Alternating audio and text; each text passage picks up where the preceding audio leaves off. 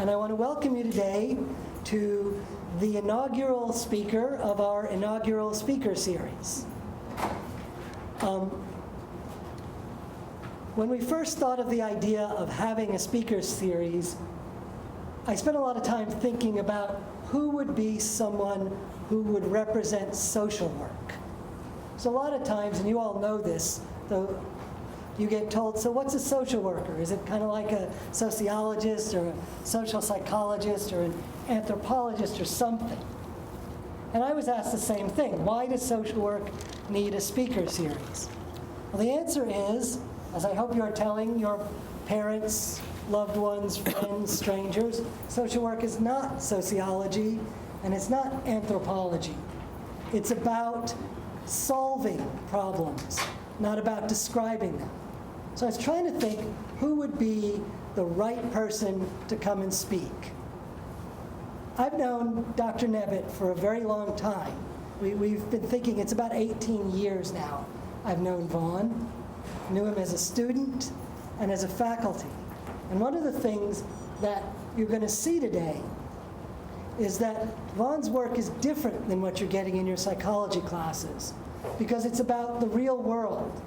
And it's about how do we learn things from a standpoint of resilience and strength. It is, in my mind, one of the prototypic examples of how social work is different, and in my humble opinion, a much better discipline than the ones that I have mentioned before. And you can tell your professors in psychology that I said that.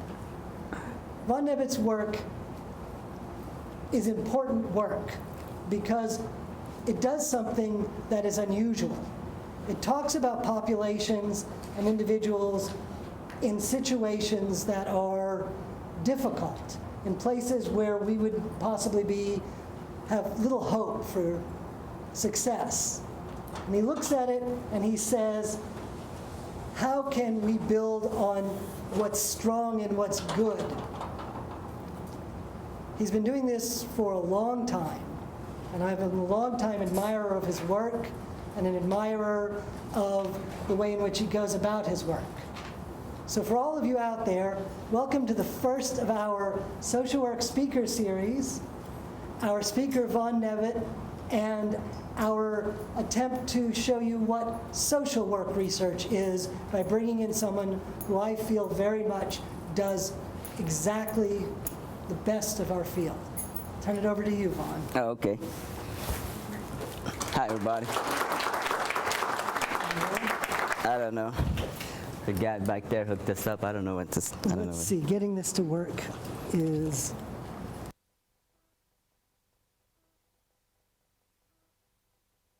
Let's get someone with common sense. Okay. Yeah. All right. Thanks for coming out, everybody, and thanks, Dave, for inviting me out to talk about this area of research. I'm Vaughn. I'm an associate professor at the Jane Addams College of Social Work in Chicago, and I'm going to talk a little bit about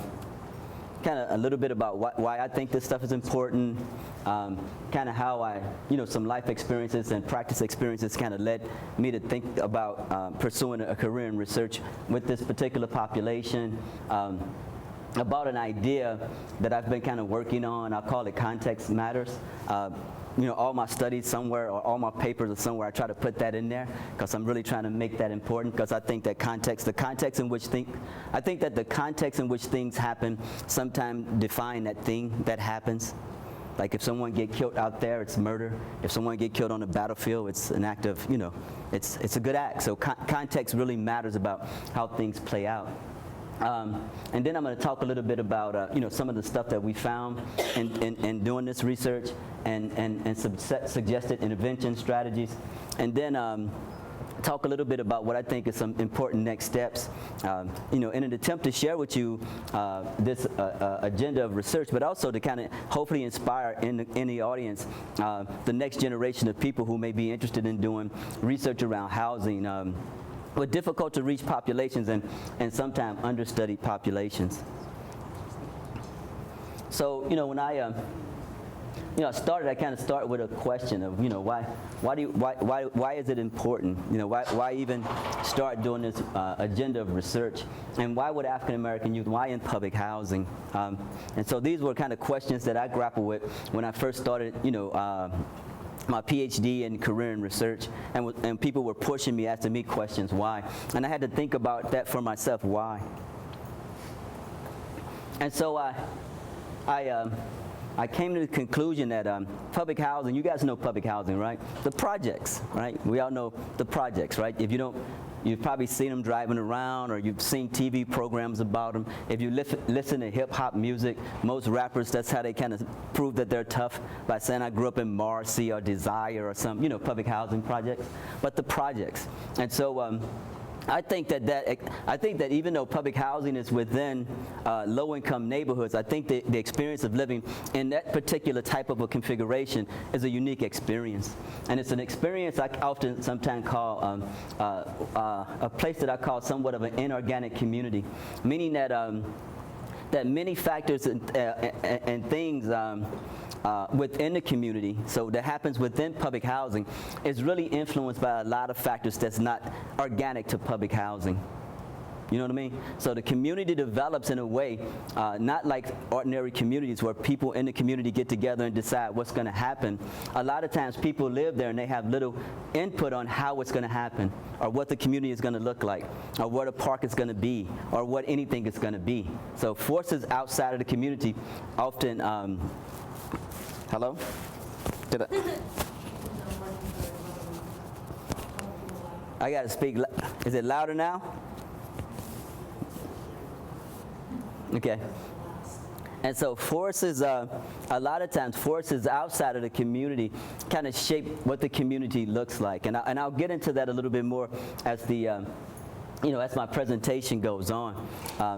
And so that's one reason why I think it's important, because I think these are communities within low-income communities, but different from low-income communities in a few ways. And so a lot of research on low-income communities, they often just talk about the low-income community as if it's like a monolithic place, when in fact it's not, because in many low-income communities you have these huge public housing developments, and these huge public housing developments in many cities are also the epicenters of crime, and it's a lot going on within those particular neighborhoods. In public housing, if you have to get public housing, if you have to apply for public housing in many places in the United States, where you live, you may not be able to pick it, right? So if I'm broke and I'm suffering and I just need a house, and I go to the local housing authority, I'm really desperate for a house, I sign up for it, and I might have to live in the first place that come up for me, right? If I'm looking for housing, I might live on this side of town, but the first house may be available on the other side of town. And so a lot of times I'm not selecting where I live. So my place of residency may not be self-selected. And sometimes even what that's different, I think, for most poor communities, because even if I'm poor, if I don't need public housing, I can't pick what low-income neighborhood I might live in, right? So if I only have $250 for rent, I might have to live somewhere cheap, but I can pick what cheap place I live. If I need housing, I may not. I may apply, and they'll tell me where I live. And this often can disrupt my access to social support systems, right? So if I have to move for some whatever reason, or if the housing authority moves me someplace else, I might be far away from friends or families or people and connections I need for social support. It can disrupt my children's education. They may have to go to a new school. If I finally get an apartment and I can't pass up the apartment, I have to move far away, it may disrupt school for my kid. If I have an adolescent kid who we may live on the north side, they may force me to move on the south side if I need the apartment really bad, and I'm saying we got to do it, we're in a shelter, I may put my kid at risk for gang violence, or what we call, in Chicago, set tripping. So if I'm off from on the north side, I just can't go on the west side. I just can't do that, even if I'm not in the gang, because it's set tripping, right? You're not from this set. If you come over here, it can be violence, right? Set trip. It could create problems like that. And then the housing authority and policies developed by the housing authority or HUD kind of defines what the parameters of the neighborhood mean, meaning, the characteristics of the neighborhood. You can't have assets So if I apply and they find out I own something, I may not get it because I can't have assets. I have to be very, very low, very low, below the poverty line, right? If I have money or, means where I can play it, I may not get it. There's very few one-bedroom apartments, so it encourages, families with children, right? And that's kind of when that plays out, no assets, low income, no single bedroom apartments, that contributes to what we see in the housing development. So the housing development is more not a matter of choice, but a matter of what the outside forces, meaning the housing authority, have created and say is a community, right? And so it's a community that we look at it as a community, as a neighborhood, but it's kind of artificial in a way because it's designed by someone else. The parameters is designed by somebody else. If we wanted other people to live in it who didn't fit those characteristics, they couldn't live there. It's not a lot of senior citizens there because they have senior housing someplace else. And so it's kind of an artifact in my mind. And for these reasons, I think that public housing is a very unique experience for families. And it's also a high degree of isolation, social isolation in public housing. In many cities, the project's not integrated into the larger community. And if in Chicago, they actually fence them in some areas in Chicago, you have public housing. It's a big wrought iron fence around the entire public housing. I'm like, boy, that's social containment at its best. So a lot of times it's by design, where they're not integrated into the larger community. Research shows that residents in public housing, they don't do a lot of interaction with people who don't live inside public housing. And also, they just look different. You just know when you're in a city and you get to the projects, you just know.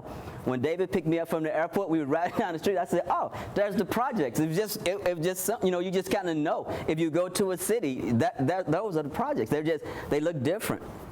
And also, it's just, you're stigmatized. You live in the projects. People know that. I grew up around the projects, and even if I was poor and lived across the street, if you really got me mad, my go-to thing is, I don't live in the projects.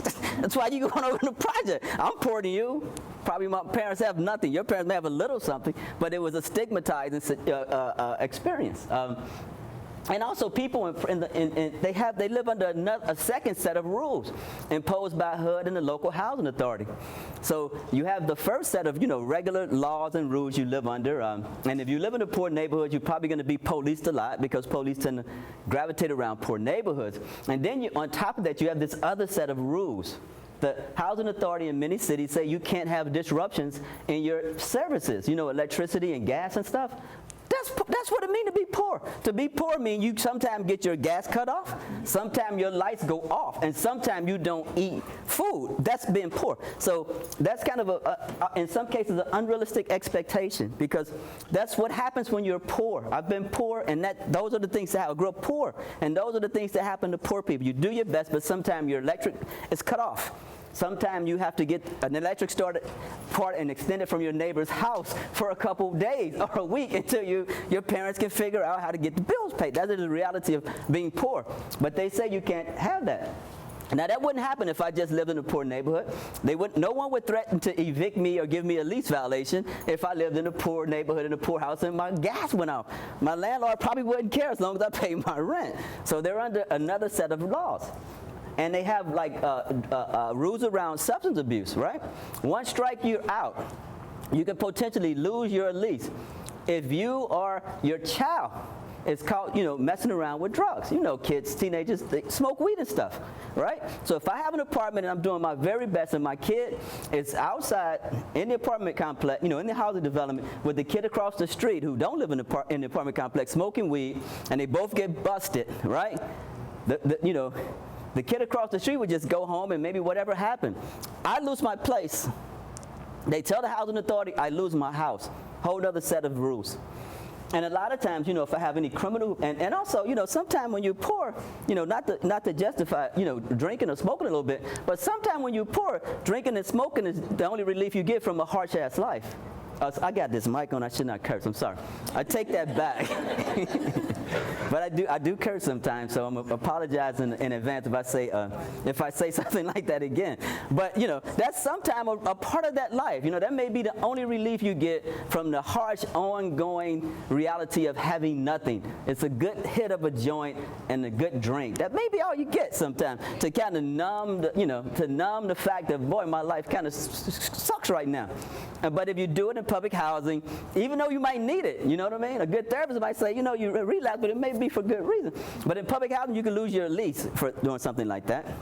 And so for all these reasons, I think that, that it's a very unique context. I think it's a very unique place that we kind of clump into, poor neighborhoods. But I think there is reason for us to begin to tease out the possibility that because of those reasons, maybe something else may be going on within public housing that we need to look at from a research and practice perspective. And in many cities, this experience is unshared by African American and Latino youth.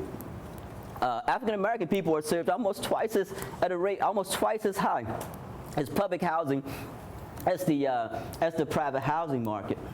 And so I think all these things collectively kind of create an environment that probably need to be examined a little bit closer and disentangled from the typical low-income neighborhoods that they exist in. Because public housing is almost always within low-income neighborhoods. But I think that because of a lot of factors, we need to maybe think about public housing as a unit of analysis or entity in and of itself that deserves to be studied. But despite all this stuff that we kind of think about public housing, there's just still not a lot of research around public housing. When I started this probably 10 so odd years ago, I was looking for a lot of studies in public housing. I just knew people already knew this. I didn't think I was smart enough to discover this stuff. So I said, people are already probably saying this stuff, but I didn't see much of anything. Very little research. And then a little bit of information that was out there was mostly like single site, single city studies, very small studies, and it really wasn't the type of research where you can make generalized statements about life in public housing. And so as a result, we don't know a lot about life in public housing. We don't know a whole lot about what does it mean? We don't know a whole lot about what does it mean for a kid to develop in a neighborhood where the ingredients that we think that are good for kids are just not there, right? Right? So say if I said you need to bake a cake for me, but you can't use yeast, right? And then I ask you, why is your cake so flat? Well, you don't use yeast. So we create these communities, these public housing communities, and we restrict who and what can live there. And we know that the community is not going to be the things that we think are good for kids, but we still say, why are these kids not growing up good in these communities, right? And so but we also know that they all don't die. So it's something going on in those communities that's promoting child development, but we just don't know from the literature. We can't go to like books and literature much and find out those things. So that's why I think this is, as profoundly important. And in addition to all that stuff I said, I have, I have personal reasons in doing research in public housing. I have a close affinity to public housing. I grew up, in and around public housing myself as a young person. We had the good fortune of not always having to live in the projects, but occasionally, we were poor. Occasionally we did have to, live in a project, but we were never very far away. So we grew up in the projects. When I look back over my life, when I was thinking about this presentation, I said, damn, about 3/4 of my life I've been affiliated with public housing. Kind of grew up there, and then when I became a practitioner, I worked there. And then when I became a researcher, I was back in the projects again collecting data there. So I was like, boy, I spent a lot of time, still, in public housing. When I was young, public housing was like my gateway. When I first started getting high, when I first started, breaking the law, went to the juvenile justice system, messing around with my friends in the projects, ended up going to the adult criminal justice system with my friends in the projects. So it has had a profound effect on my life. I got clean around 1993, and then decided to go back, become a social worker. And I thought, what should I do? And I thought about this important role public housing had played in my life, and having to need a social worker. Because when I got clean, I needed a social worker. Thank God for social workers, or I wouldn't be up here talking today, because I really needed a social worker. So I had a really good social worker. So when I got clean and grew up, I said, I think I want to be a social worker. What would I do? And I said, public housing, of course, because for me that was the center point for my own tragedies in my life. And so I went back and started working in public housing. Well, first working in the Missouri Division of Youth Service. I was working as a youth specialist, and I was working primarily with kids who lived in certain zip code areas where the public housing developments were. And I was living in St. Louis at the time. And then while I was working there, we had a federal program called Safe Futures. I was working with those kids. They were juvenile justice involved. And so I was working with the kids, and they were in these 2 public housing developments. And then we got a grant called Safe Futures where we could work with all kids from these same zip code areas. So I was always in public housing. As a practitioner, even though I didn't work there yet, I worked for the state, for the Division of Youth Service, and the local housing authority, St. Louis Housing Authority, thought I worked there because I was always in the housing development, but all my cases were in the housing development too. So I worked for the state, but all my cases, it was 2 huge housing developments in St. Louis. All my cases, 100% of them were in 1 or 2 of those projects. So I was always there. And so I started talking to them, and then they offered me a job, which I took, because I figured I really wanted to work in the projects. I kind of loved the projects. So I took the job. And so I worked for, Housing Authority, developing youth programs in public housing. And I went back to school, got my MSW, and then I became a kind of a middle management in public housing, where I ran a community center and a community center kind of social service daycare agency within public housing. And all that experience of growing up in housing and being around housing and working in housing kind of made me think about, the things all the way over here, lessons learned, about, what does that, to live in that environment, in addition to all the scholarly stuff, to live in that, what does that mean? And what does that mean to people? And I knew that environment was more than just a backdrop, that living in the projects was defining in many ways. And as we know now, a lot of rappers have kind of turned it around as a badge of honor, but it wasn't always, it was defining. You live in a project. In certain cases, if you fill out an application and use a zip code affiliated with public housing, you may never get the call back, so it could be life defining. And so it kind of taught me these lessons over here about the role of space and how it affects people's judgment, how it affects children, how it affects families and the way that they think about themselves and their environment. And so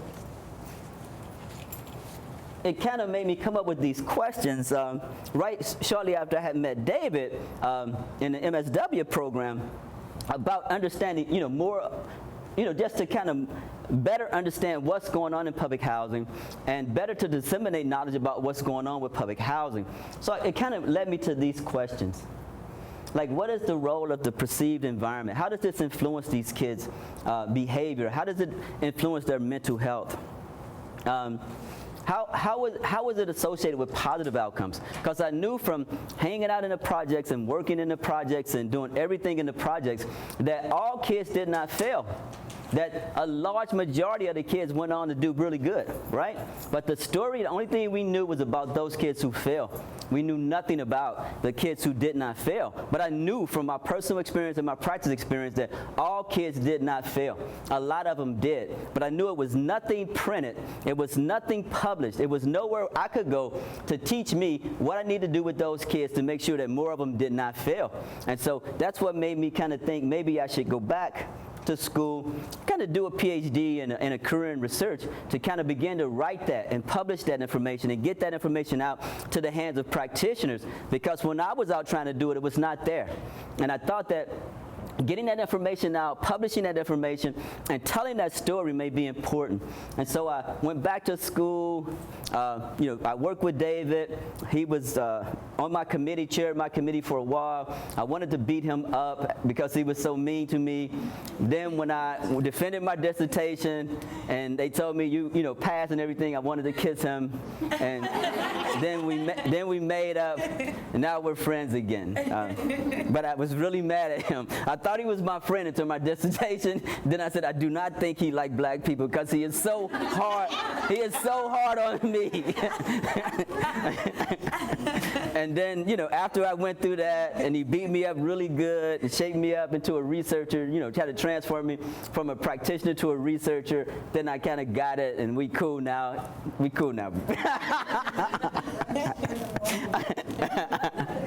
And so my dissertation was my first attempt to kind of go into public housing, collect some primary data from people living in public housing, not just use data collected by the housing authority about public housing, because that data tell us more about what people have to put on the application compared to how people really live, right? So you have to say, if I'm poor and I need this assistance, I have to say certain things on the application to get the application. So we looked at like administrative data from public housing developments, and we knew we really didn't want to get into evaluating that data, but we did want to see what people were saying on applications. So we went in, we collected data from a couple hundred kids, teenagers, and 3 housing developments in St. Louis, to kind of get at some of the questions around how does neighborhood risk and community cohesion, parents, etc., impact their depression, anxiety, and delinquent behavior. So we got the data, and we published a lot of the results. You can see on the other side there. Some of the stuff that stuck out early on was that boys were expressing depression at a higher rate than girls, and anxiety at an equal rate as girls, and boys were also involved in much more delinquency than girls, which is kind of unusual because it's normal for boys to be involved in a lot of more health risk behavior than girls. That's pretty normal in most data. If you look at, boys are more likely to be fighting and doing crime, but they're not as likely as girls to have high mental health symptoms. So one key finding was something about the environment that may be impacting boys in a way that it may not be impacting girls. That was one key finding. We found that depression and anxiety was really associated with symptoms, right? The kids' mental health symptoms, meaning the way that they perceive their environment. We asked them questions about, does violence happen here? Is this a nice community? Do police harass you here? So their assessment of their neighborhood was significantly associated with their mental health symptoms. They didn't report extremely high symptoms, but their symptoms were very closely linked to where they lived. And I think that's a problem. I don't think that you should be depressed or anxious about where you live. I think because if I say where you live and you tell me, you're like, damn, and you get depressed, I think we can do better, right? I don't think kids should be anxious and depressed about where they live. But that was one of the things we found, that the way that they thought about things kind of impacted how they feel. Parents played an important role. We continuously find that parents play an important role in the kids' lives in public housing. This was the first study. We didn't see a lot of evidence of positive stuff in the first study. We asked them about cohesion, meaning being connected to the community. Do they feel that the community care? That stuff in the first study really didn't answer a lot. We didn't find a lot of positive stuff related to community cohesion in the first attempt.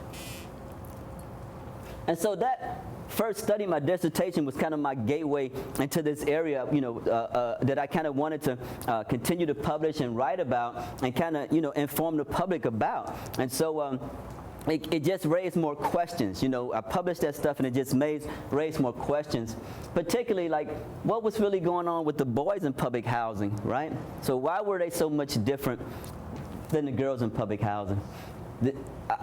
The question was like, is the experience just radically different, for boys? Or was that just a regional effect? Because we only had data from one city and 3 housing developments. It could have been something very unique to St. Louis. So that was something else I wanted to to get at in future research. And then so also, what about like their health risk behavior? Because we didn't, in the first attempt, I really didn't ask a lot about that. You know, drugs and sex with young people, that can screw young people up. If they start kind of too early and too risky, it can screw them up. If they do too much drugs too early, it can screw them up. But we didn't know a lot about it in the first run. So that was another question. And violence. We didn't ask a lot about violence per se. We asked about violence, but kind of embedded in other questionnaires. We didn't just give them questions really pertaining to violence. Have you been hit? Have you been stabbed? Have you seen people hit? Have you seen people shot? How many gunshots? You know, like community violence, stuff that really drive young people batty. We did ask them about disorder in the neighborhood, but not specifically about violence. And so I wanted to kind of get at some of that. And also about various what I call family configurations, because even though the families in public housing, we got the data, the families in public housing were much more intact than what we thought. Because when we looked at the official data that the Housing Authority collect from people, it says 97% female single-headed households, right? But when we went and talked to people and got data, the actual number that we got from people when they filled out surveys was two-parent households slightly above the national average for black people. So it's about 57 or 58% two-headed households, right? But a lot of different configurations, meaning, mother with, a father caregiver, not necessarily the father of the child, sometimes the father of the child, but it was very different configurations, extended family configurations, a lot of different configurations. And we kind of learned that during the first study. And so I was saying to the people I was working with on this study, we need to understand how that works, because I think that will impact the way that a parent can relate to a child, right? If my mother married, my biological father can say and do things with me that if she got a divorce and remarried, he may not be able to say certain things to me, because he is not, he is my father. Now I respect him because my mother remarried, but he may not. And so those kind of configurations. And the same other way in reverse. If I have a child and my wife, she leaves us or she dies, whatever, I remarry, it may be a different relationship, right? And so we saw a lot of different type of family configurations in public housing, and I figured that may be something we need to take a look at too. And so, by then I had started a job at Howard and was living on the East Coast in D.C. and wrote some more grants and got a little money from my school, and we went out to extend the study. So this time we went back out, we went to more cities because I wanted to know, was it a regional effect? Because we only had data in St. Louis from 3 housing developments. So we went on the East Coast and we kind of went along the East Coast to D.C., New York, Philly, and also Baltimore. I didn't include any of the Baltimore data, but we also had data from Baltimore to kind of answer those new questions and to explore, kind of other questions that's on that side over there. Kind of expand on the dissertation. We recruited twice as many kids as the first time, and we were able to kind of get at some of those other questions. We really wanted to know more about the protective factors, right? We were looking for social cohesion, a sense of belongingness, collective efficacy. We were looking at attributes within the person. So we asked them a lot about their own self-efficacy. Their own belief in themselves to achieve something, or their own belief in themselves to overcome an obstacle, right? So we really wanted to know more about those protective factors. So this time we went out and we got a bunch of more really good data and kind of looked at a lot of the protective factors. As you can see on this side of the screen, we published a bunch of stuff. We got a lot of papers out of the data. All of them I couldn't fit on here, but I think I got a summary. Yeah, I got a summary on the next slide of some of the key findings. But we found that even within the tough neighborhoods, as we expanded the data set and got more kids from more regions, even within the context of tough neighborhoods and public housing, that kids who felt a higher sense of cohesion and connection, they had lower mental health symptoms, lower health risk behavior. And also that sense of connection also disrupted relationships between risk factors such as violence and neighborhood disorder and, say, depression. So if a kid was exposed but had highly connections with the neighborhood, the effects of the violence was less or not existing for kids, right? So we found that these protective factors, even within tough neighborhoods, were important. They were important.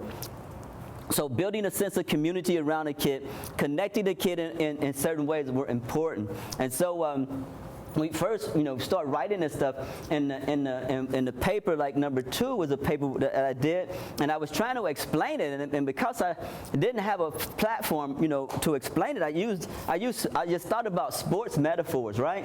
And I was thinking about what is going on with this cohesion and all this stuff with kids, feeling more efficacious, because kids, when they felt connected, they also had higher confidence. They had higher confidence in their ability to face a challenge and overcome it. And so I was thinking about it, and it made me think about sports. When you're a kid, you may not be a damn good basketball player, but if you're lucky enough to get on a really good team, I bet your confidence in basketball go up when somebody asks you about your basketball. And eventually you're probably going to become a good basketball player.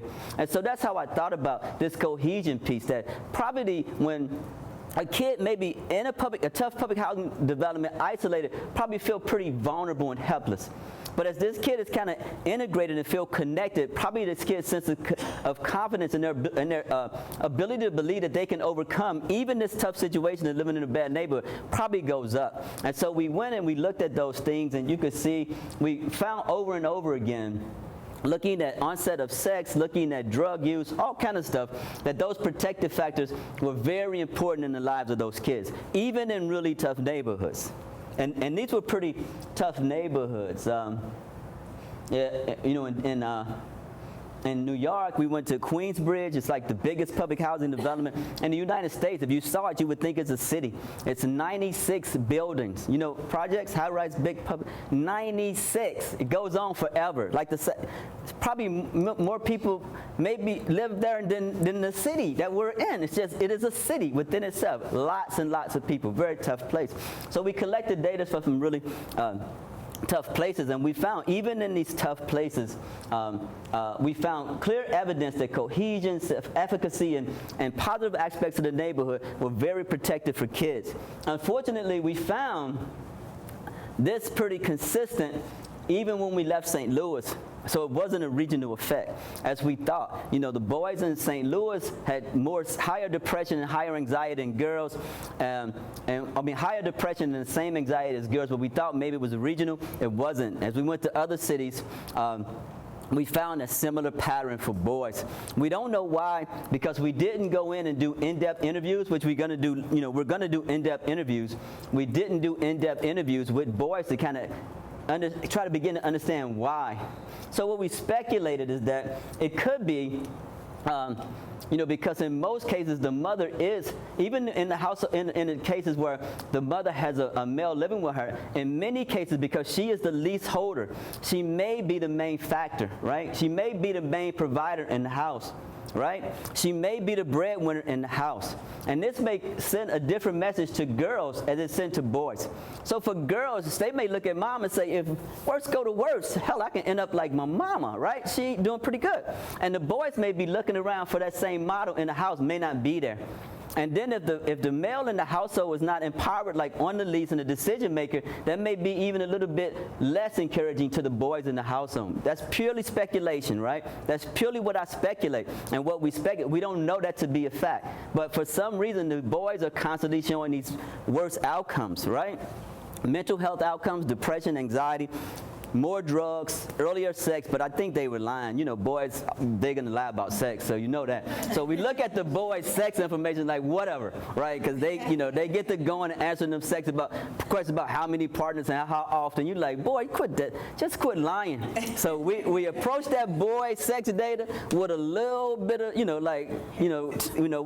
in the paper we like, you got to remember these are boys self-reporting about their sexual behavior. So starting at 9 may not be true, and having 300 partners, But what we did is with the boys sex stuff, what we did a couple statistical tricks to kind of try to get a realistic idea about it. So we had a range of responses, and we kind of cut off the response once it got, so many partners above the mean. So, boys, they crazy. If you do research with young boys or talk to young, teenagers, they are nuts. They're doing it to everybody all the time. So we had 300, 400 partners. I'm like, be serious. You 14, probably, you're your only partner right now. And so I'm just saying, they're writing 300. I'm like, be serious. So what we did is, we made sure we chopped those data off, so that we didn't introduce like outrageous numbers with the boys. And even when we did that, they still, were more risky, doing more drugs, had more bad friends, had more depressive symptoms, had more anxiety symptoms. So that's something, we have to look at. And so we did this, and we had all the data, and we published all these papers, and I went to Columbia University Press, and told them that, what, we don't know anything about this population, and put together a book proposal and gave it to them, and they agreed to publish it. It's called Context Matters. Psychological functioning and health risks and health behavior with African American kids living in public housing. And so hopefully, when that get printed, when they finish and get it in press, should be this year or maybe next year, we'll have something. I'm not saying it's right? Because I'm just a human. These are my observations based upon research, but we have something. And in that book, I try to develop a theoretical model, a real model about, okay, given the realistic circumstances that surround a kid's life, living in a neighborhood that's defined by social policy, what does development realistically look like, right? And so we have to think about it a little bit differently. And so another thing, we talk about in the book is what I call, the concept of inorganic community, where I said about these forces outside shaping the community. And then another concept I talk about in the book is this thing we call, I call it adultification. Some people call it the parentification of children, where you see young people taking on adult responsibilities at a pretty early age, right?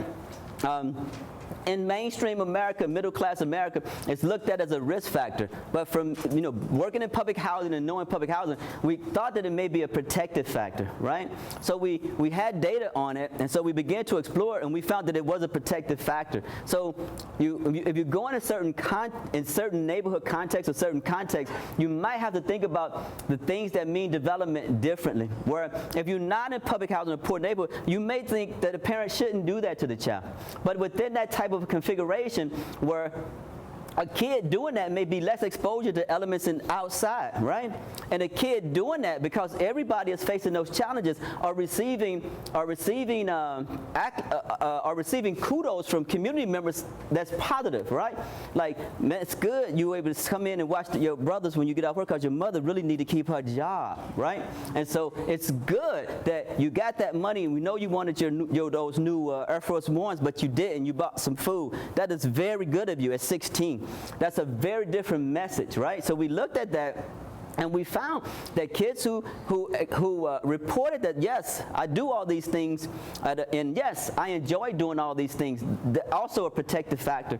So in the book, we talk about that. And another concept we talk about in the book is what I call and we say adultification happens because in the book we talk about this concept called trophic cascading effects. And this is this notion about in an ecosystem or in a social ecology, when you have members that's top-ranking members that's not there, then lower-ranking members have to step up and do things, right? So in an ecology, say if that pond right there was a living thing, like living with fish and bugs and everything, if it was balanced and you had the big fish to eat the little fish that ate a little bit of the bugs and the bugs ate a little bit of the grass, it would stay in balance. If you took the big fish out, right, the ecology would change, right? Probably the smaller fish would get big and they might knock off all the bugs, and the weeds may grow and just choke that thing to death, right? Something ecological was going to happen when you take one element out. So we talked about how in public housing, when you have all these restrictions about who can live there and what that community look like, you may be causing what we call trophic cascading effects, meaning taking important members out of a community, which give rise to other members in the community, meaning young people having to step up and be an adult, young boys having to do things that the father should be doing if he's not there, right? And so we kind of try to get at that, with this second attempt. And this is just a summary of some of the key findings that we found, even with the, with all of the sites included, the St. Louis site, the New York site, the DC site, the Philly site, not the Baltimore site though. We found that across all sites that the symptoms and the behaviors were very linked to how the kids feel about their environment. Things were bad for boys across all communities. We found community cohesion and self-efficacy and this notion of adultification. They all were what we call promoter factors and protective factors. But promoter factors, what we mean by that is things that are good for all kids regardless of socioeconomic status, right? So a promoter factor is something that would be good for a kid that's poor, that's middle class, that's upper, whatever. Like this thing is good for a kid, right? Food, water, love. It's good for a kid, right? And they also are what we call protective factors, meaning that things that kind of emerge in a kid life when that kid is in trouble, right? So it may not be that important, if the kid is not in trouble. But if the kid is in trouble, doing drugs, feeling depressed, whatever, those elements of their life that emerge and kind of help that kid achieve resilience. We call those protective factors. And we found those two things acted in both ways. And we found that, fathers play an important role because we asked a lot about fathers. And we defined fathers pretty broadly. What we really wanted to look at is not just father, biologically, but the male caregiver effect. And we found in a number of papers that it did a lot. And we're still writing about this stuff about fathers. We did is we kind of created a typology of fathers. We had a lot of data from the kids about their fathers, and these kids reported a lot of fathers are living in public housing, a lot of fathers. And so we looked at different types of fathers, and we found that fathers play an important role in these kids' lives. Unlike the official data might say, where they say there's no fathers there, that's not true. So if you're practicing and you're doing stuff in public housing, tap into that paternal caregiver resource. It's there. The official data would say it's not. So if you go to public housing authorities and you look at their data, they're going to say 97% women. That is not true. When you go in, they are there. They just can't apply for the lease because then they have to put their income on there and then they may not qualify for the house. But they are there. Trust me. I got data from 6 cities. They are there in every damn city. They there. And that's a resource. If you're looking at official data, you won't even think it's there. You'll go into them saying, oh, man, there's no fathers here. Man, I don't know what we're going to do. The official data will say that. The self-report data, it does not say that, okay? They are there. Tap into that resource. So I thought about some intervention strategies, things that I've kind of probably published elsewhere. Particularly emphasis first on the boys. I thought it was important that we do something with the boys because they are constantly showing to be at extremely high risk.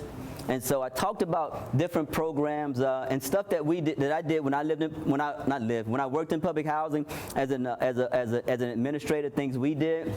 We worked with Boys Club. We worked with Boy Scouts and faith-based organizations. We had to redesign a lot of the programs so that the boys would do it, though. You know what I mean? Like traditional Boy Scouts wasn't selling, but like troopers and stuff like that sell. Like, Timberland boys, that sell. But you just tell them the same damn thing that the Boy Scouts do. But you can't have grown guys coming in with those, those green. Those green uniforms, that didn't work. We tried that, and the boys were like, what's going on, Vaughn? Who is this, the police? I'm like, no, man, it's not the police. These are Boy Scouts. Man, ain't no Boy Scouts around here. Ain't no Boy Scouts. So we had to step back, sit with the Boy Scouts, and kind of re-articulate this, man, to fit the project, because Boy Scouts ain't selling. But, the idea and the philosophy we were able to still do. We just had to change it a little bit, for the boys so they could think it's cool. Get some Timberlands and all that stuff. Instead of them, badges, we had to get other stuff. But we did the same thing. We hooked up with the PALS, that's the Police Athletic League, and they're in every city. I'm quite sure you got one here too. They're not well publicized, but it is a great resource you want to tap into if you're doing work with inner city kids. The police in most cities, they have money through PAL, where they can do all kind of recreational stuff and coaching stuff, and they have their own money. right? And it's a great way to transform the relationship with urban kids and police. When you take the police who were shooting at them and chasing them, and then you kind of bring them in and they turn into coaches and they buy uniforms, the relationship between police and young people changed radically, right? Not saying that our kids got really nice. We did it, and the police came in, they took over our basketball team, they took over our boxing squad, they took over some of our football coaching. It didn't automatically, get nice, They worked with the kids and everything. The kid did try to steal one of the damn police cars, right? Because, we're not talking about church kids here. These are some pretty bad kids. Fortunately, he got it and got away. The police officer didn't have to make a report, because we pretty much know this kid. We knew who had it. We knew. We had cameras. We knew who had it. So it was a matter of just hitting the streets and finding him and convincing him, you better bring his car back or he's going to, kick your, you ain't going to jail. But if he catch you in his car, right? And we was able to get him to come back, and the police officer didn't make the report, didn't lock him up, because that could have ruined his life. His life could have sent him to jail and really ruined his life. Maybe he had a conviction. So it really changed the relationship between kids and police. So that was a big resource. So I think that's something that a lot of cities should do, and these things kind of promote efficacy with kids. And I think, caring adults, because parents play an important role, and the research we found, and I think a caring adult can do that for a kid. I don't think it necessarily has to be a parent, because we broadly define mother and father, right? So when we asked about mother and father, we said mother, biological mother, stepmother, the woman who takes care of you. We kind of broadly define what that meant. And so even though we say a lot about parents, some of these people were not biological, right? Some of these people were just caring adults who looked out for children. So, hook kids up with caring adults, hook kids up with positive peers, because we got a paper under review now where we challenge the whole notion that if a kid is exposed to bad peers, that they automatically do bad. We don't think that's true, because there's a lot of things within us that would make us say, I'm not going to do it, right? So hook kids up with more positive kids, because we found that if a kid have higher confidence in themselves and bad kids are less influential, it doesn't matter if they say, I know 25 bad kids. They're not doing bad stuff, right? Because their own constitution is high and they know how to manage influence, right? So I can know all y'all, and all y'all stealing cars. I ain't stealing no damn car. We go get something to eat, I want to eat. We go eat. When y'all get ready to smoke weed, I ain't smoking no weed. When we go get something to eat, we go skating. And so we found that it's not cut and dry like we think, in a lot of literature, that 10 bad kids, you got 10 bad friends, the probability of you going to do something bad is this. Not true. But kind of building that peer mentor relationship to be a positive peer culture. And, get kids involved in civic engagement on all levels. Get kids involved, because I think getting kids involved will build that sense of community cohesion and connection. So get them involved. What we did, we had a thing we called a citywide youth congress, and we had formulated a thing almost like Congress, where we had kids from different housing developments who represented the kids' interests, and we met with those kids at the community center. We took those kids to League of City meetings. We took those kids to DC and taught those kids about representative government, and so it really kind of made those kids feel like they were a part of the big picture and not just a person living in a place where anything can happen. We really pushed to have youth advisory boards and youth advocacy boards, like young people who really kind of represented on boards, talking to housing authorities. Anytime a new service provider wanted to come into our community, they had to meet with the kids, because they might want to come and do something. I'm saying, yeah, I like it, but I'm not going to do it. I'm like, you can meet with my board, and they'll decide. And they're like, okay. I set up the meetings with a bunch of kids, right? They come in. All right, this is a consumer. I think it's a good idea, but I'm going to the house, and I'm not playing basketball. I'm not doing any of it. I'm not going to paint anything. I'm going home. They will be here, for the service. If they want it, we'll do it. If they don't like it, and they did thumbs down a lot. And so, but they felt empowered. They felt empowered. They felt that they were making decisions, and that built the sense of cohesion with kids. And then with parents, work with that paternal caregiver, that father figure. And talk, to parents about how their role as biological or non-biological, it may matter. They could still play an important role, but it may matter of how they relate to their children. In one paper that's published in the Journal of Black Psychology, 2009, we looked at fathers' effect on young adolescents, boys and girls, sense of confidence. And if the father was a biological father, like if the parent, we only did fathers, so I don't know about mothers. If the father was a biological father, then the father, we looked at two aspects of fathering: encouragement and supervision. Encouraging means, if something go wrong, I encourage you. You can do better. You'll overcome it. Don't worry about it. And supervision is, are you doing what you need to do? Where have you been? Like a sense of monitoring kids. We found that biological parents' supervision behavior, like control and monitoring, was more closely mapped to kids' confidence, where stepfathers' encouragement was more closely linked. So if it's a stepfather, you may say you might have to take a different approach, with dealing with the son. You may have to take a different approach. Maybe you may not be able to monitor. Maybe you need to be more encouraging. So we found that role kind of matters. And again, encourage models to also model, civic engagement. Model that behavior for kids.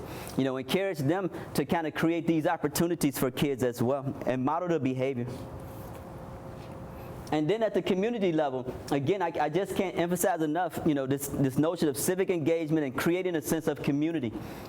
Because of all the public housing developments that we went to, getting data, the one in New York, Queensbridge, the big notorious public housing development, is where the kids felt the most integrated and the most connected. But they did a lot, right? The people in there, they did a lot. They created a sense of community. Even they lived in high-rise public housing developments. When you came to the ground, there was a lot going on. So kids came into interaction and was involved in stuff at the ground level that really wasn't present in a lot of other cities. Where in a lot of other cities, you come to the ground, you just got dirt and a parking lot when you get going.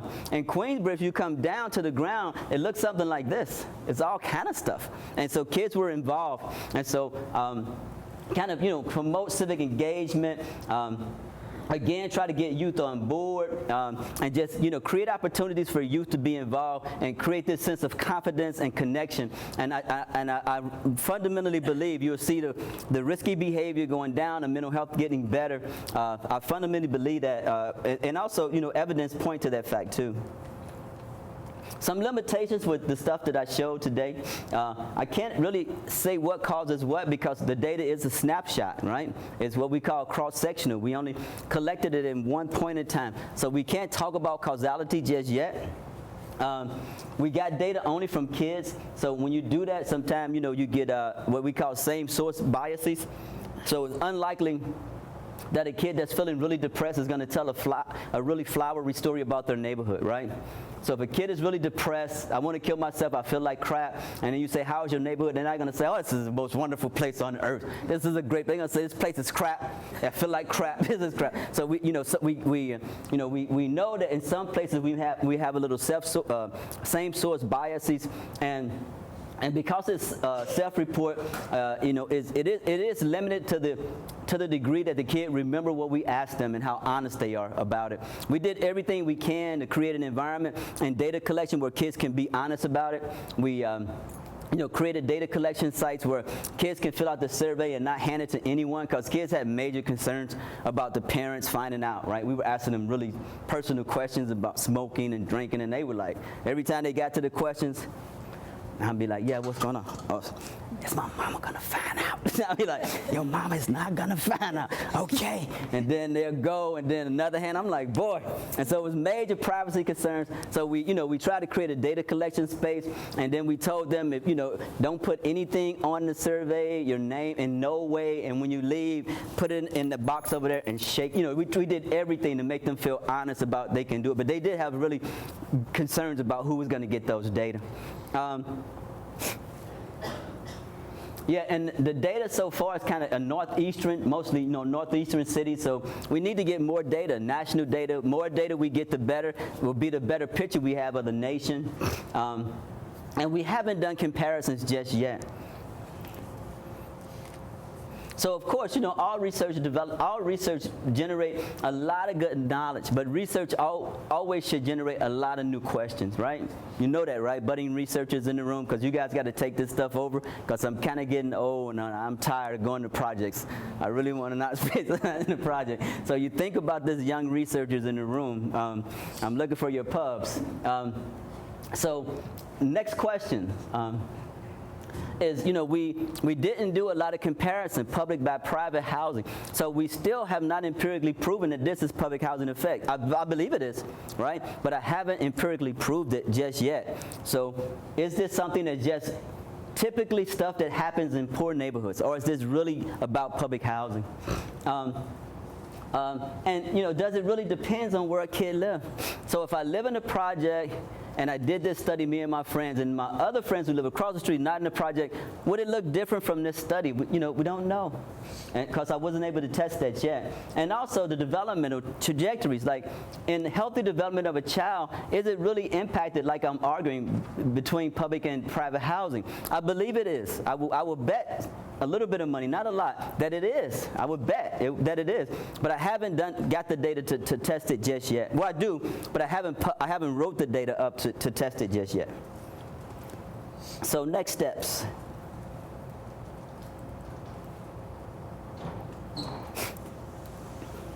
So right now I'm in a process of finishing up a study. I actually finished in March. A study, 3-year study funded by the MacArthur Foundation. We got 3 waves of data from kids, kind of along the same lines of context matters, because that's all I ever want to write about until I die. And so we went out and we talked about kids. This time we looked at things about like housing instability, because when we went out and collected data, it was right around the same time that the housing market was crumbling, and we knew a lot of people were just, families were being just displaced and everything. And so we went out and we collected data, and this time we included public and private, public and then similar neighborhood, private neighborhood data, right? So we got data from kids in public housing, and we found neighborhoods with similar socioeconomic status, and we got data from those, from those families too.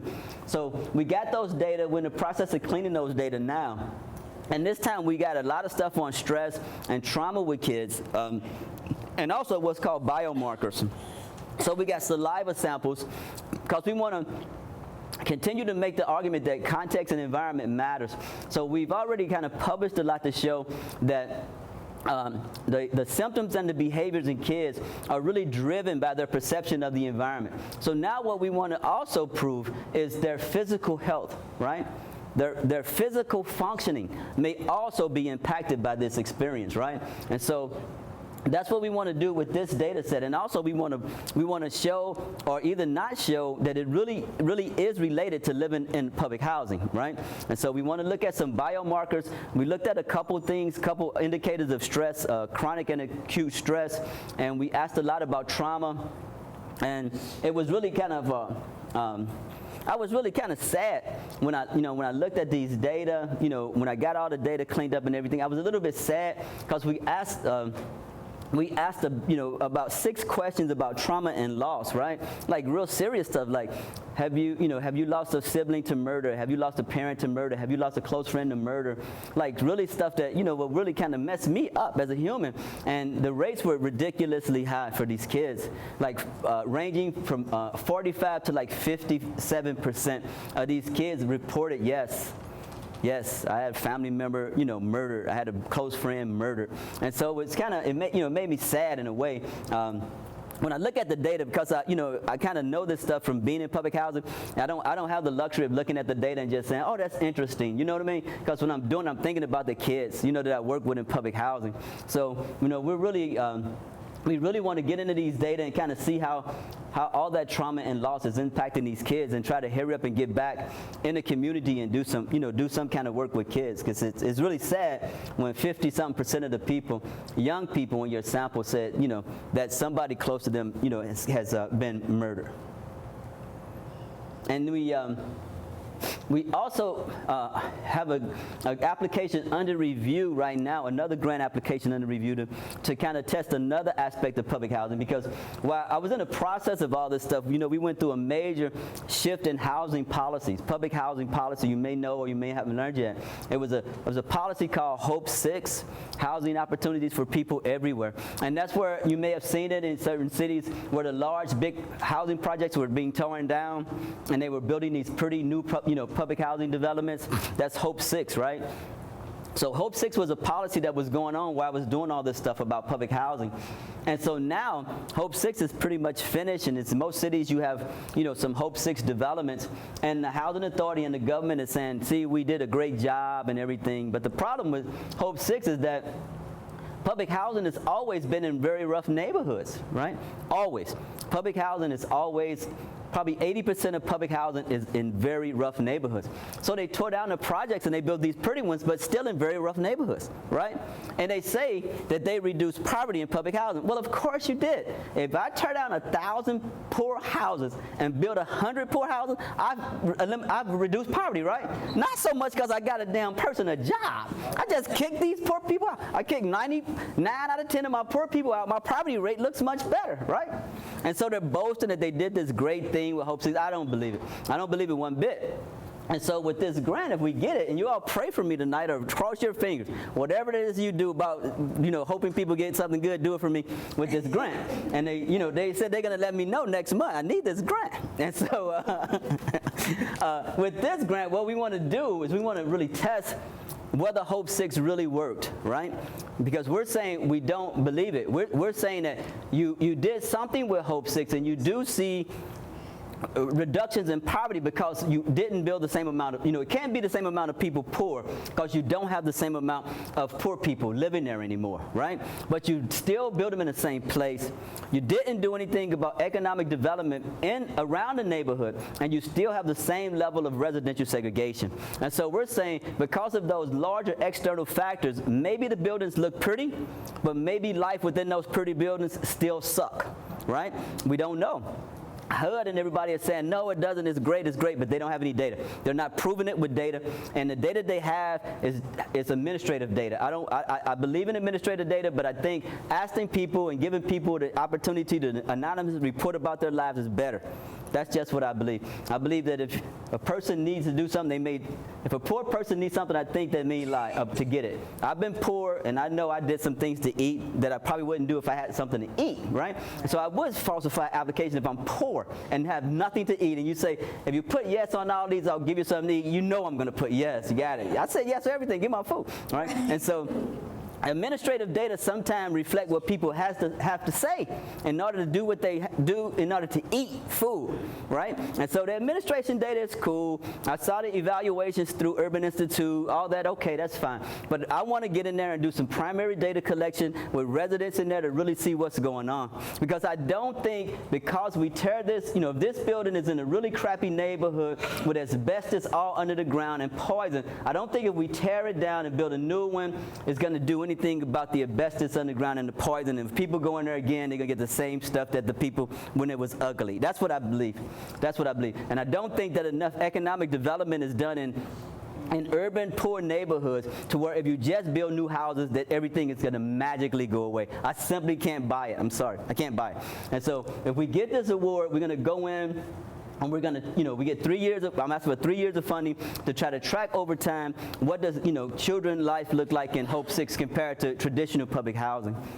And hopefully after that, I really want to start a violence prevention and housing, center, of research. So when you guys finish and get your MSWs, come to my school, do your PhD, and you can work in my center, and you can take this stuff over and be the next leaders, in this area of research. I know David don't like that because I'm trying to steal his students. He said I could come here and do it. And so, yeah, that was the kind of next, things on the horizon. And of course, always questions, man. And this is kind of some of the stuff I just said. From what I do, I don't know what it's like for Latino families or other families that's in public housing. And public housing nationally, you don't get a lot of white populations in public housing, so I have to be selected. I think Boston and some cities have a large white population. I would like to see, is that experience different? If we get that grant from the National Institute of Justice in Chicago, we do have sufficient Latino families in public housing in Chicago to do it. You know, Chicago was 1/3 black, 1/3 Latino, 1/3 white. So if we get that, we will be able to go on the west side and get some good data from Latino families in public housing. So we will kind of know what that experience is like for Latino families. Because I don't know if this experience is the experience for kids in public housing. And I don't know if it's a racial element, because from the communities we went to, race didn't vary much. They were all like 90-something% African American. In New York, I think we had a small sample of Afro-Latino, mostly Dominican and Puerto Ricans children, but it wasn't enough to do anything statistically. So when we did the numbers, their numbers really probably wasn't that important because it was so small. Out of the 500 and something people, they may have been 12 or 13, you know, it was a very small percent of people. So we don't know if, you know, what I'm saying is, you know, all this stuff about African-American kids could be not true. It could be, this is what happened to kids in public housing, cut dry. It doesn't matter where they live or who they are, you know, or what color, what race, what ethnicity.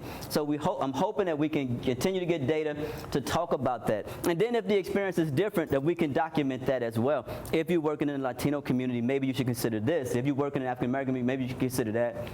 And of course, you know, we want to kind of look at Hope 6 and see if Hope 6 really made a difference, or did they just tear down old buildings and paint new buildings and still screw people up. And this is just my little spiel. You know, you always got to have a little spiel at the end, right? You got to always have a little spiel at the end. So about context and about spatial reference. You know, we spend a lot of time in our life. We all of us, you know, context matters. We all have spatial references in where we live. And this area of research, I think, has, you know, a lot of implications to preventative interventions for families and for kids. I think this area of research has a lot of implications for housing policies, and I'm hoping that if we produce enough information and get enough information out, that we can kind of go to D.C. and go to people who are involved in housing and have a discussion, a new discussion about a more humane way of providing, you know, poor people housing. Because so far we haven't really did a good job. If you're poor, you need a house, we kind of treat you, you know, we treat you poorly in this country, and I don't think we need to do that. And I think that because it is public, we have a place we can hold accountable, right? So if it was just a poor neighborhood, it may be this many landlords, you know, screwing people up. We may not be able to find you. But if this is public housing, we know this is the housing authority, right? It's like Parks District. If the grass in the park and the parks are screwed up, you go to Park District. I'm like, what the hell is going on here, right? So we have HUD, we have the housing authority. So we have an agency that's responsible for creating these communities. And I think we can get enough evidence and enough advocacy, we can make them do better, you know, in providing housing for poor people. Okay, David, that's it. Question.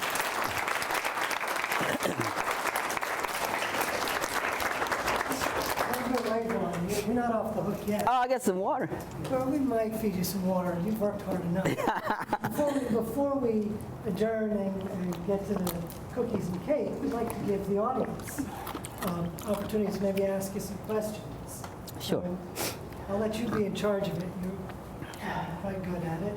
So if people have questions for Dr. Nebbitt. Yeah. So how did you go about kind of like, I heard you talking about being able to kind of do some of those things, some of the community programs that you kind of had where you were. How did you even go about getting that started, you know? Well, I took a job with the housing authority. I worked for a local housing authority in St. Louis, and I was an administrator. So I actually was the director of like a community center, social service agency, and a huge daycare. And so I actually had a physical, big building, like big, like They a big. had it before you came. They didn't Yes. build it after you. No. They had it all the time, but it was just a place where, for the most part, it was a place where kids just went and played basketball, right? So it was a full gymnasium and a boxing room, but they didn't have a director, so they didn't have a person that was actually, organizing stuff and raising money and kind of running it. But they used to open it every evening, like midnight basketball and stuff like that. So guys would come in, shoot hoops, and that was it. And so when I took the job, that's right after I finished my MSW, I took that job, and I did that job for like 5 or 6 years, and that's when I was really able to really kind of implement, some of the ideas that I had around public housing. So it was during that time when I was the administrator I had a big building. It was a great job, probably the best job I had, to be honest. I think I do good stuff now, but it's not as fun as when I was working in public housing, actually working with kids, and you see a kid grow up and then say, I'm going to college, stuff, you know what I mean? Like it was the best job I ever had in my life. What, like if you had to give a few steps of, you were talking about seeing it, being implemented in other cities. You had to give her like a few steps. How would one begin to implement that? Yeah, I would say. Where would you start? Yeah, I would say like if you did it, most housing developments in most cities, not all, are closely connected to a community center. Either the housing authority runs it or Parks and Recreation. But I think that's always a good entree to kind of go to the community center, talk to the recreation staff and the program staff. I think that's a good place to start. And then just go and don't go and try to change nothing, too quickly. Just go in, show you have an interest, and kind of let people know you are a part of the community, that you genuinely a part of the community, because people always go to the projects for stuff, right?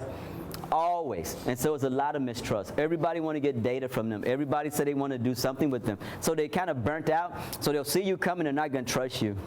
So you might have to go and you may have to attend some meetings, you might have to let them know that I am really on board. And I think that's one way to make entree. And then another way I think may be effective, but probably less effective, is through the housing authority. They always have a Department of Social Service or Self-Sufficiency. Every housing authority is mandated by HUD to have it. Most of them don't fund it at all, but they have to have it. Some of them are pretty good at it. That may be another way to do it professionally, where you may go and apply for a job at a housing authority under the, it's either resident services, resident self-sufficiency, but it's something in all housing authorities. It's mandated by HUD to do it. Another way, you may be a little restrictive in what you can do if you actually work for the housing authority. They may always, it's tough, because I know when I worked, I always thought I was about to be fired, to be honest. I loved that job, but it wasn't a day I didn't think that this is it. I was thinking, this is it. They're not taking anything else off me. I've just done too much. And so I always thought that I was about to be fired, because if the housing authority didn't do what I thought they needed to do, I'm really good for spotlighting people, right? So if there's some repairs or some stuff going on at the community center and I went to the housing authority and they just ignored me, I knew the alder person, right? I knew the politicians, and I would invite them over, and I would just take them and say, all these balancers weak like this, a kid can fall straight through there. What do you think would happen if it happened in your district and a kid fell straight through there? Did you call the housing authority 3 times? I'll give you the paperwork. And then they'll go and twist the housing authority arm, and there's a crew out fixing everything, and then my boss want to see me. I'm like, I'm thinking, this is it. I'm like, damn, I hope I hurry up, finish my PhD, because I'm going to be unemployed. This is it.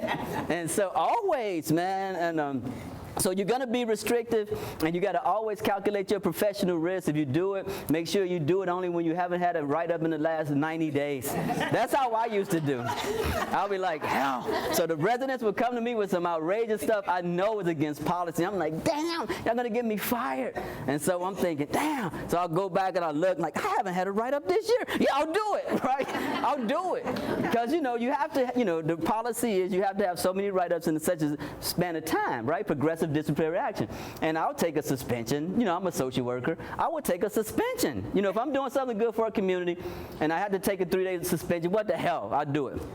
So I would do it. But so if you work for the housing authority, you're going to be a little restricted. If you kind of work independent, through another social service agent, you probably have more leverage to do stuff. Yes? Thank you. You're welcome.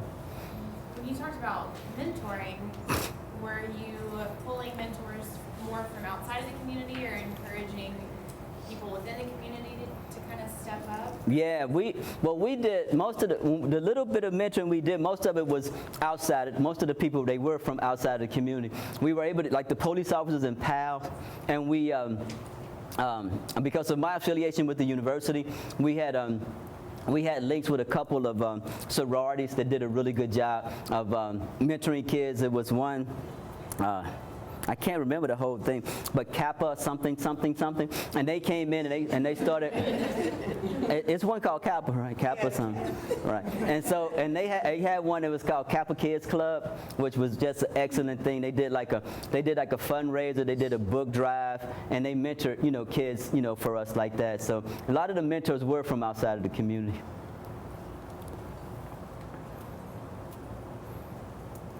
Yes. You touched on it just a second ago, but what was your relationship with some of the local boards of education, community colleges? Yeah. Did they have an impact or play? I had a let me where is this slide? Like when I had I got touch. I can't see my touch screen. So when I worked for Safe Futures, this program right here, like this was right before I started working for the Housing Authority. Safe Futures was a 5-year program funded by the federal government. It was a great program. And what they did is the Office of Juvenile Justice and Delinquency Prevention said the problem is that every social service work within their own, I'm just blanked on the word. Silo, right? And they said that the problem is that you are all serving the same people and you don't know anything about what you're doing, right? And so what they did is for 5 years, they covered, say like if he was education, Division of Youth Service, juvenile detention, education, whatever. They covered the salary of those people for 5 years to form a new space, we still had our jobs at the agency, but our salary was covered for 5 years by Safe Futures. And they brought us together in order to get to know each other and to share information. And so when I took the job at the community center, I had really strong ties, right? And so from Safe Futures, I had everybody's number, right? So when I went to the community center, I was just, Boy Scouts, Girl Scouts. I knew that I didn't have to work it through. I knew Betsy. I knew the lady who ran it. So I would just go up there, Betsy, you need to come to the community center. And so I formed like an advisory board from all my friends from Safe Futures. So I had really strong, external ties so that I didn't have to rely on the Housing Authority much for anything. As a matter of fact, the Housing Authority only commitment to us was 2 salaries. My salary and my assistant's salary. So any staff, we had to raise that money.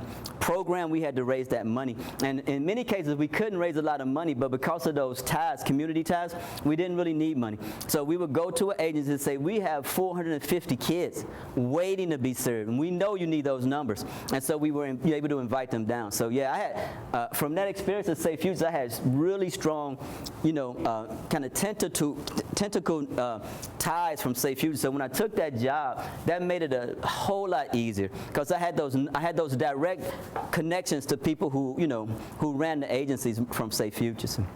But I don't think we could have pulled it off without it because the Housing Authority was pretty clear on we're not giving you money. You know what I mean? We'll pay you, we'll give you an assistant, we're not giving you money. And if it happens, it'll happen because you made it happen. If it doesn't, it's all on you. And so, and in many cases, we did a lot of that stuff, no money. Absolutely no money. We found pals because we had no money. We had a gym, we had a gym, the ring was messed up. Everything was messed up, man. The equipment was old, and we found pals. I was like Police Athletic League, so we looked into it, we connected to them. They had money and they had people. We were like, come on down. We got kids and we got space. And so that's how, that was part of how it happened too. So strong ties to the service sector. You can't do anything isolated, people. That doesn't work in social work. That's not how the world changed. Can't do it. That doesn't work like that.